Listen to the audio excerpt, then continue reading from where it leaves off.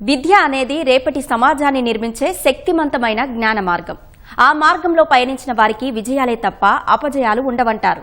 కానీ ఆ జిల్లాలో మెరుగైన విద్యను అభ్యసించడానికి ఇప్పటికీ ఒక్క విశ్వవిద్యాలయం కూడా లేదు. తరచూ ఈ అంశం తెరపైకి వస్తున్నప్పటికీ ఎవరూ పట్టించుకోకపోవడంతో ఎక్కడ వేసిన గొంగడి అక్కడే ఉన్నట్లుగా ఉంది. యూనివర్సిటీ ఏర్పాటుకు స్వయంగా ముఖ్యమంత్రి ఆదేశాలిచ్చి 9 నెలలు గడుస్తున్నా పనుల్లో ఎలాంటి పురోగతి కనిపించడం లేదు.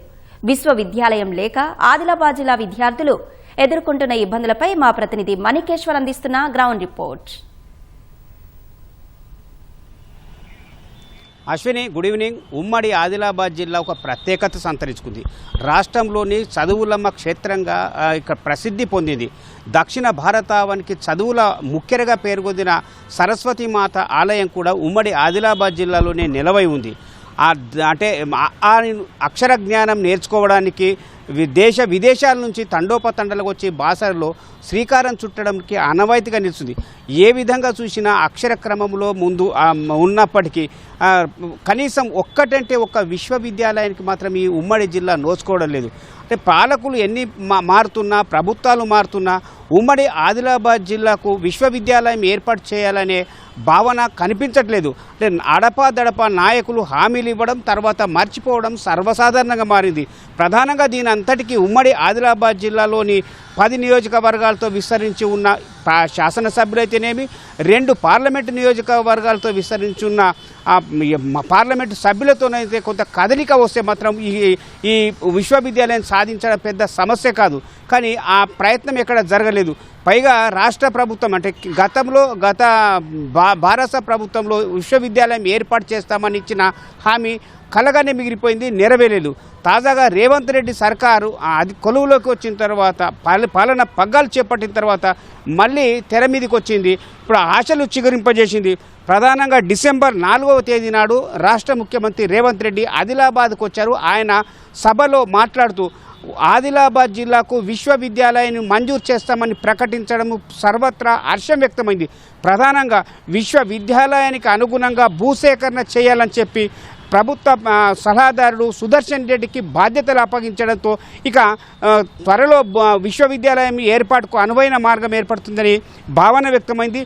పైగా ముఖ్యమంత్రి తన మనసులో మాట కూడా ఆదిలాబాద్లో ఏర్పాటు చేసే విశ్వవిద్యాలయానికి ఇంద్రవెల్లి పేరన్నా లేదా కుమరంభీం పేరు పెట్టాలనే ఆలోచన ఉన్నట్లు రేవంత్ రెడ్డి ప్రకటించడం అంటే హర్షం వ్యక్తమైంది. అంటే ఆ సమయంలో ఉట్నూరు లేదా ఇంద్రవెల్లి కేంద్రంగా విశ్వవిద్యాలయం ఏర్పాటు అవుతుందనే భావన వ్యక్తమైంది.